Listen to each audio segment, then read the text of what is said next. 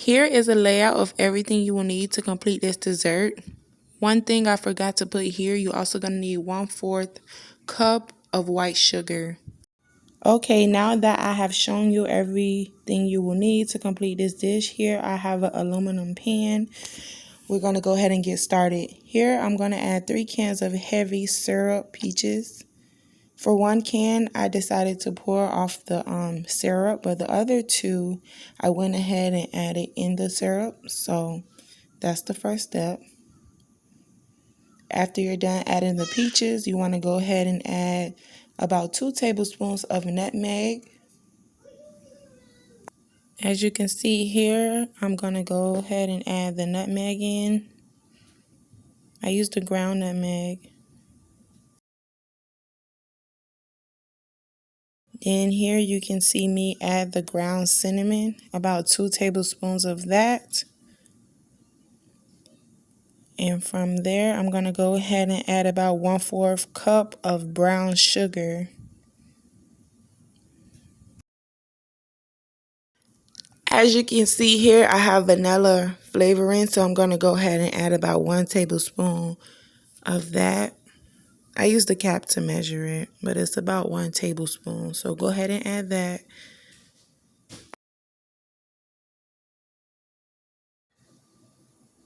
Okay, here you can see me mixing all the flavors in. So that's what you want to do at this moment. And one thing I forgot to mention, we're going to go ahead and add about 1/4 cup of white sugar.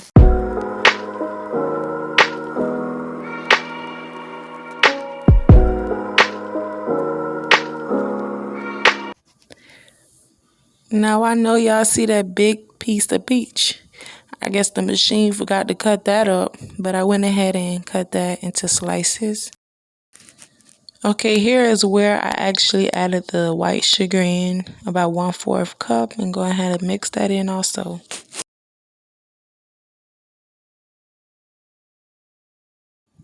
Now here is where the fun begins. We're going to go ahead and add the Dunkin' Classic White Cake. You can use yellow cake if that's what you prefer, but for this recipe, we're going to use some white cake. So here you see me adding in a white cake. You want to make sure that the peaches are flat. As you can see here, I didn't do that, but now I'm correcting myself and I'm flattening out the peaches at the bottom. And from there, add your cake. Make sure it's even. An even slate is what you need.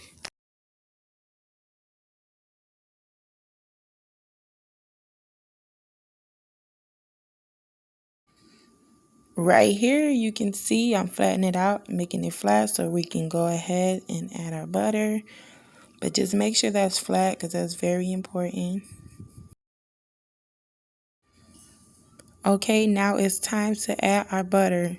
Do not use no margarine or however you pronounce it. You want to use butter. Butter. I'm going to use a whole stick of butter. Go ahead and cut those into squares. And you're going to go ahead and line those up horizontally across the cake batter. So that's what I'm doing. As you can see here, I'm lining them up. And that's the same thing you should do.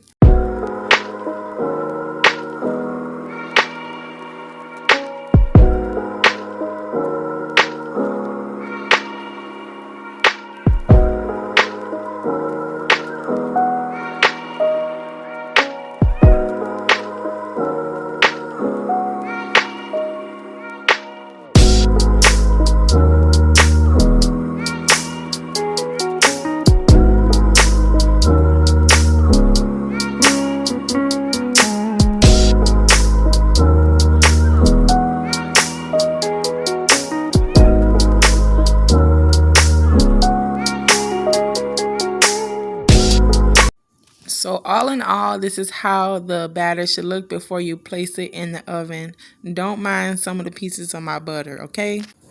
Here we're going to go ahead and preheat our oven to 350 degrees.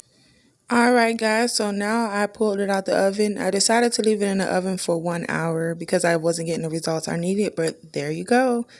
So this here is the final product. Thank you guys for watching. Go ahead and leave me a like, a comment, and subscribe to my channel if you're not.